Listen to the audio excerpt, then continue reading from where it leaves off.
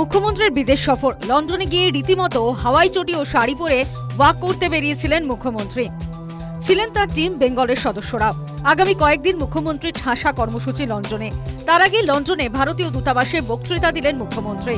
জানালেন, স্বাধীনতার আগে কলকাতা ভারতের রাজধানী ছিল, এখন বাংলা ভারতের cultural capital.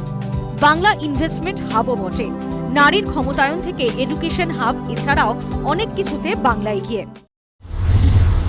And it will be one of the biggest employment-oriented program. And we have so many self-help groups. And women empowerment.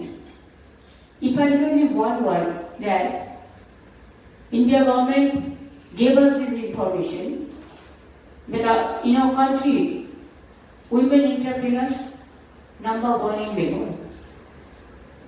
So I am very happy to say that it is not that I am justifying it for my own, that data says, the research says.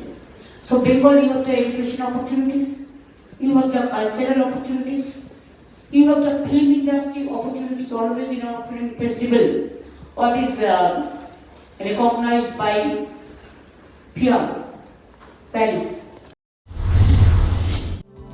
মঙ্গলবার লন্ডনে high profile বৈঠক, তারপর অক্সফোর্ডে মুখ্যমন্ত্রীর ভাষণও রয়েছে। মুখ্যমন্ত্রীর London সফরের উদ্দেশ্য মূলত বিনিয়োগ আনা, সে কারণেই একাধিক বৈঠকে যোগ দেবেন তিনি। মুখ্যমন্ত্রী নিজের সোশ্যাল মিডিয়া পোস্টে লেখেন, ব্রিটেনের সঙ্গে বাংলার সম্পর্ক আরও গভীর ও স্থায়ী শক্তিশালী করার জন্য তিনি উন্মুখ। News time.